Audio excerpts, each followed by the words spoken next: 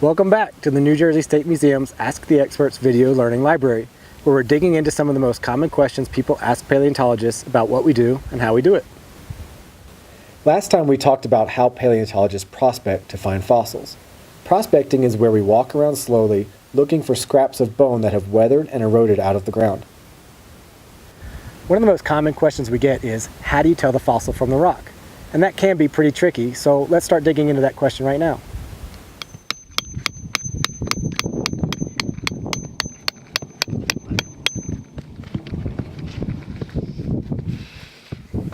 There are lots of different features we use to tell if something is a fossil or a rock. Shape is the most obvious. If something looks like a bone or a tooth, it probably is. But what we usually find is a fragment of a bone or a tooth and not a whole one. So shape isn't always the most reliable feature. Well, what about color? Fossils are almost always a different color than the surrounding rock. In this case, we have some blacks, some whites, and even some orange. And as you can see, that's very different than all the surrounding gray gumbo.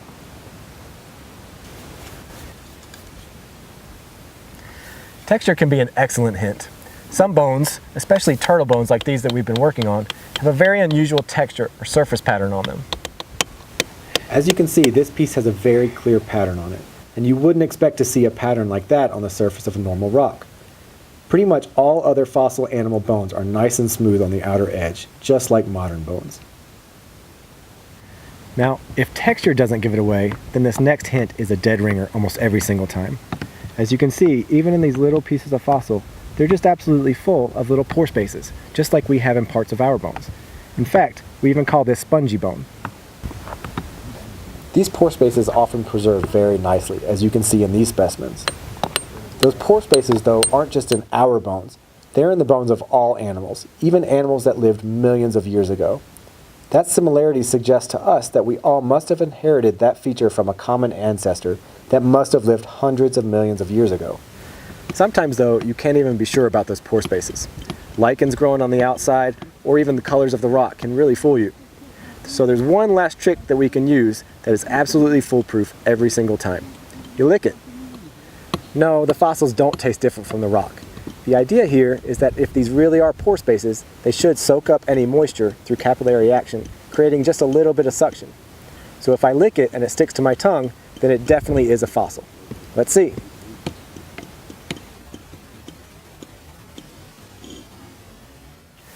All of this is a lot easier than it might seem. If you were out here with us, you could use these tricks to help you find fossils within just a few minutes.